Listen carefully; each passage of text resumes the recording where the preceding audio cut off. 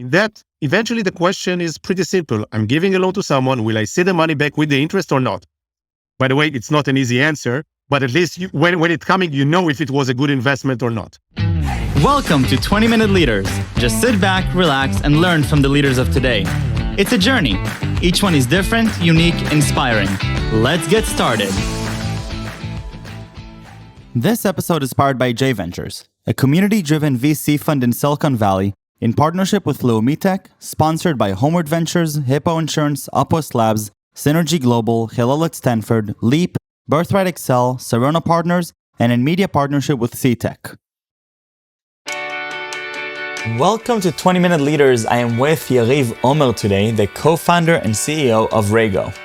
He brings 22 years of software development and product management experience and more than 17 years of leadership of software groups and companies.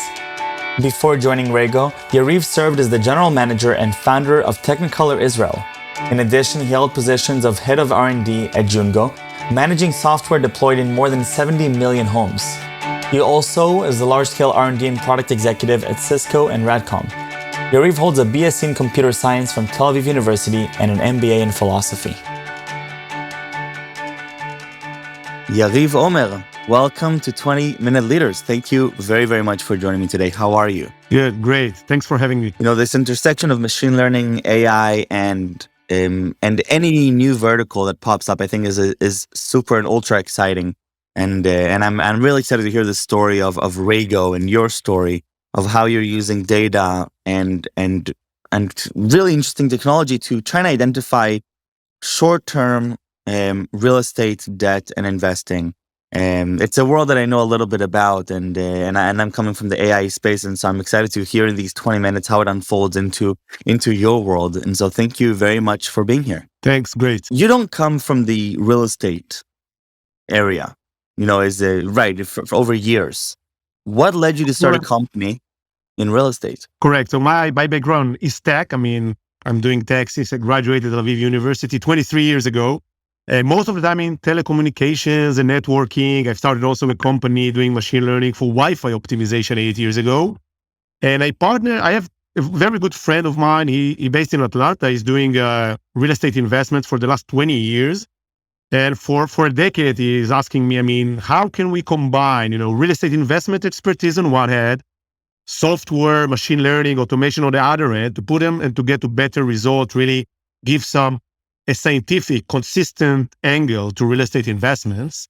And when after my last company was purchased, then we decided, okay, let's try and do that. Let's try to figure out in which vertical and how can we utilize new data science technology also into the real estate investment world. So we have to take a step back and a lot of people keep asking, why do we also need AI here? Or why is this even relevant for what is sort of the problem space that we're dealing with in the real estate world that you've identified that we're lacking perhaps some important tools to make some assessments? So think about it. Let's see the market that we are active in, right? So there is a real estate developer that wants to do a project, right? He acquire a home, rehab and sell it, or acquire land to do some constructions, and he need financing. So think about the investor, the institutional investors that really finance this loan need to do the risk assessment, right? They need to decide eventually if to invest or not invest. Do they see their money back with the interest or not? And what tools do they have today? So they have their archaic Excel model with 20 parameters that almost never change. I interviewed dozens of analysts in the last 3 years. I always like to ask them, when was the last time you changed your Excel model? And the answer is basically never. And why? And why people are not changing their models? Because it's hard. I mean, let's figure out, I think that I know a new parameter, a new data point that I think it's important. How do I know the weight? Do I have a crystal ball to tell me? And let's say, even if I had a crystal ball to tell me what is the weight of the median household income or the new Amazon store in the neighborhood, how do I test it? How do I convince investment committees? So eventually what is really happening is that the investment committees and the analysts are basing their decision or personal, experience, which is ultra important, and mainly derived from previous failures, but not on consistent data and algorithms. So I just want to clarify, make sure that I understand what you're saying here is that we have all these parameters that we generally know about, right? We know about neighborhood status, we know education systems, these are things that for dozens of years we've known to determine, a value, properly evaluation of a house. But now you're saying that there's all these other parameters that are coming in that we should be taking into consideration. For example, the proximity to the nearest micromobility station, right? I mean, that's an important factor that right now I'm guessing is not a parameter in these hard-coded Excel sheets, right? Exactly that. And real estate analysts believe that, for example, what you just said, we just added a new parameter, which is the mean time commute to work in the zip code, which is important. But, if you ask an analyst how you're going to model it, he just don't do that. So he is deciding eventually by knowing that something inside of him, right, from his personal experience or around the investment committee table.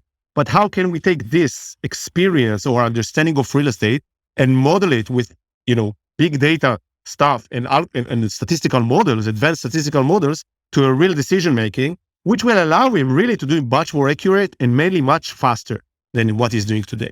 Right. And so essentially you're taking a lot of these heuristics that we are probably bringing to the decision table ourselves, and we're modeling them so that, and I think the key word here is consistency. And you shared something interesting with me before that, if you take a team of analysts in a given firm and you perhaps replace them with a new team of analysts, it could be that the portfolio is very different.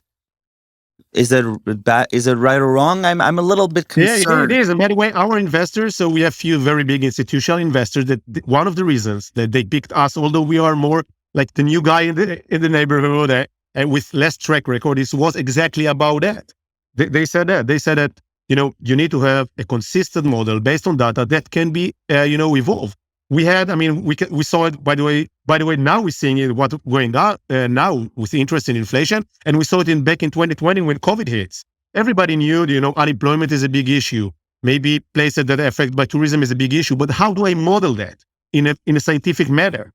This is a hard thing to do. And this is exactly what Reigo brings to the table. A new way, people might say a smarter way, to underwrite it and, be adaptable to the market. So I think it's also important to make the comparison here to, let's say, to the venture capital market. I'm coming from the VC world, and a lot of people following the show are in the VC world, where there is often this sort of like this magic sauce that you meet a founder and you say, you know what, all of the statistics are saying not to do this, but I think you can make it big and you'll make a big company. In real estate, it's not really like that, right? You're not looking for the 100x on your investment. You're looking for some margin that hopefully you can model scientifically, correct? Correct. And we decided because, and I believe, by the way, I believe from my experience that really building it for equity investment is much harder. But this way we went to the debt. In that, eventually the question is pretty simple. I'm giving a loan to someone. Will I see the money back with the interest or not? By the way, it's not an easy answer, but at least when it's coming, if it was a good investment or not. And I think building machine learning tools for that is more, and you see it in other places. You see it in consumer loans, you see it in small, medium business loan. Sure. We brought this, to the archaic real estate investment market. How did you decide specifically to the short-term real estate debt world? So why that? Yeah. First, it's true. We're talking about, or people call it the fix and flip world, which is basically a 1 year or 2 years loan for real estate developers to do their project.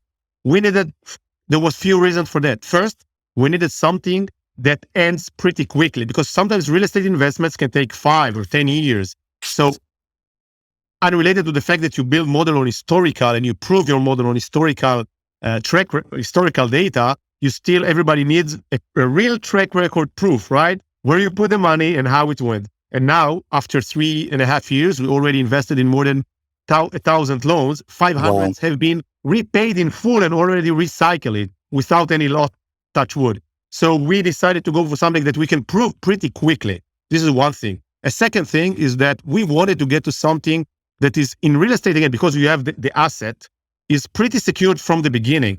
So we looked for something that when you develop something, when you build something, there is a more like unknown compared, let's say, for a regular mortgage, right? That people take for 30 years from their home. If I'm building something, you don't really know the value after the rehab. You have like risk on the plan and etc. So there is a greater risk, and we believe that where is the greater risk, technology can benefit more.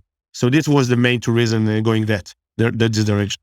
What is sort of the engineering process that you're going through? You're thinking, okay, how can I improve my model given a changing world? What is sort of the iterations that you're doing to try and add more parameters or fine tune your parameters here? So usually I'll take about 3 verticals how you really improve your models. So one thing is about the data. So unfortunately, or maybe the opportunity in our world, the data is very untrustable, unorganized, unstructured, not clean. So you need to bring clean, trustable, ordered data. And so this is one thing. As more historical loans that you know how they perform you bring is better. As more as data points you bring is better. As long as they are trustable and you know how to track them. So this is one that we have a data engineering team that all the work is bringing more and more data, try the data, try the model. Second thing is about the technique itself. So we have few PhDs in the team that they try to improve the techniques. Should I use a different statistical algorithm? Should I tune the algorithm, right? So I'm trying, then every time I need to test all the KPIs, all the statistical KPIs.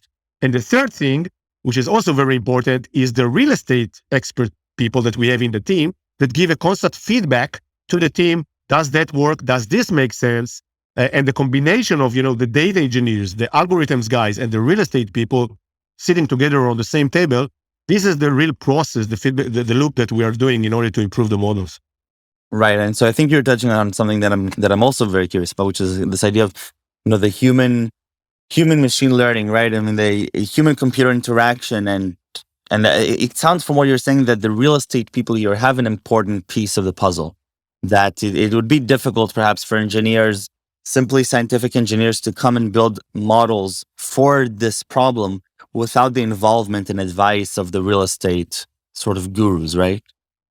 Correct. We like to call it here in the company like Iron Man suit for the real estate analysts. So real estate analysts are good, experienced, but if they have the right models to give them, as you mentioned before, consistency, data-driven decision, that a lot of risk mitigation, etc., this will give them powers to decide much faster, which is maybe the most important improvement that we are doing compared to others. Instead of days, we can do it very quickly. And second, touch areas that maybe others are not touching. So this is built in a feedback loop, but eventually gives some, we call it superpowers for the real estate analyst in real time, to react to opportunities. Right. What are some interesting things you found through your work that if you were to ask, real estate analysts 5 years ago, whether they think this would be an interesting parameter to take a significant look at, they would maybe not agree with you?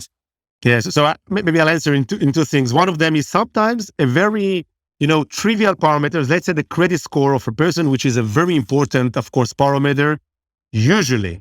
But sometimes it's not. Maybe if I tell you sometimes a very bad, it doesn't matter if you have a good credit score or bad credit score. If you tell it to a banker, it will go mad, yeah?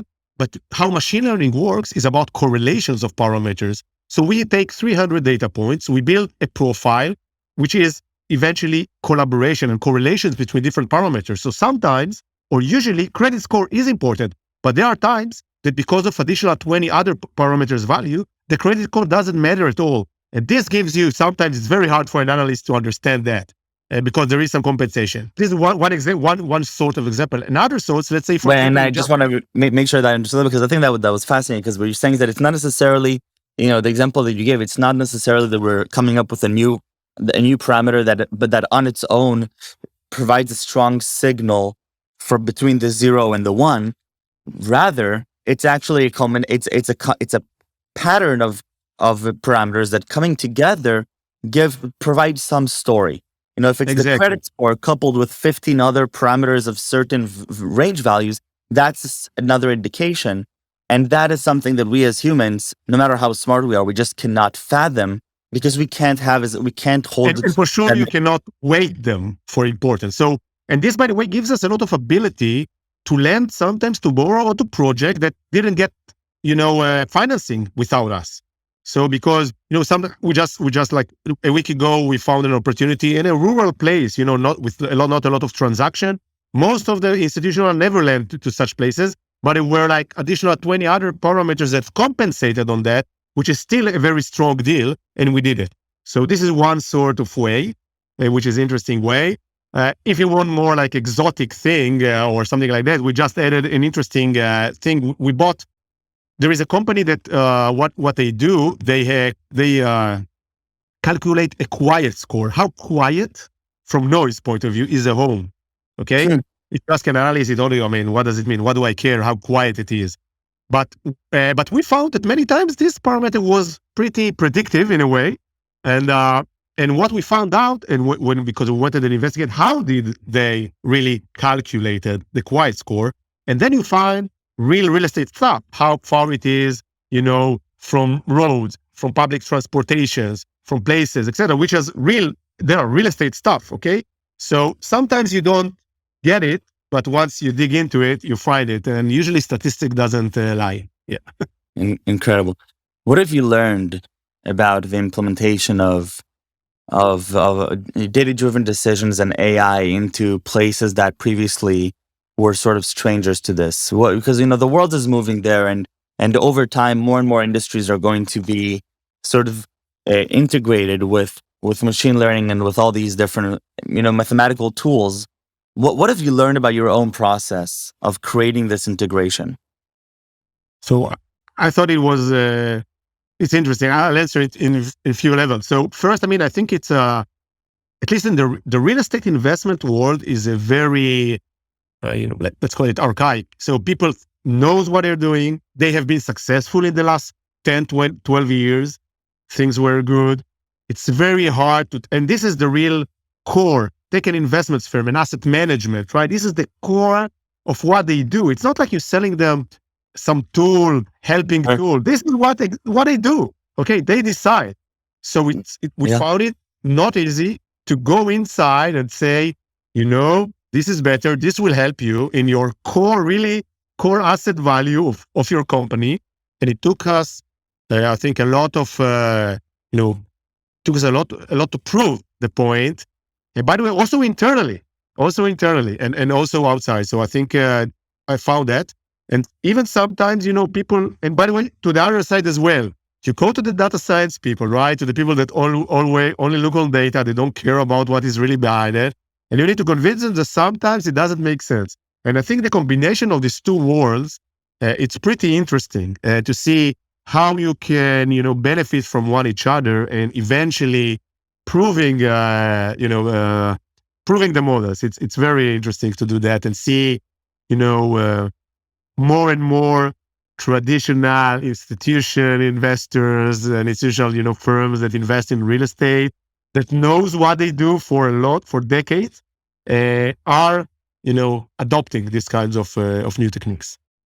And sort of the strategy with Reigo, growing it and scaling it, it doesn't sound like it necessarily is a traditional startup model where you're supposed to see this hockey stick growth, but how do you position through, strategies and where you want to take this company in this world? So we look ourselves as technology asset management company, which eventually we hope to leading this asset management in real estate debt, not just in short real estate debt, but also for mortgages, also for short-term mortgage, like Airbnb and others, and many verticals of real estate debt. We look ourselves as eventually the platform that the money will flow from the institutional, from the capital markets to the borrowers and to the, and all the people that needs to use it with a smarter and hopefully more efficient way of underwriting. So we're not really have a SaaS model or this kind of, you're right about it. We are more a technology asset manager that eventually help institutional investors to decide where to put their money. Fascinating. And I think that, again, the way that you're looking at the world, and I love how you understand how fundamentally you're really touching the core piece of their business, right? A lot of today's products and a lot of machine learning tools, oftentimes they go on and they provide features or some insights that are nice to have or they're secondary. And a lot of the conversations tend to be around, okay, but do we actually care about the value that this brings? Here, you're literally changing their perception of where to deploy the capital. And that is the single most important factor that they're being measured on. And it also sounds like the way that you're bringing yourself from the technology side and your partners from the real estate side is a very healthy combination of putting this Iron Man suit on the analysts. And so I think it was a very, very enjoyable conversation, getting to know Reigo and getting to know you and what you're doing. And I just love this world. So thank you very, very much, Yariv, and best of luck with Reigo.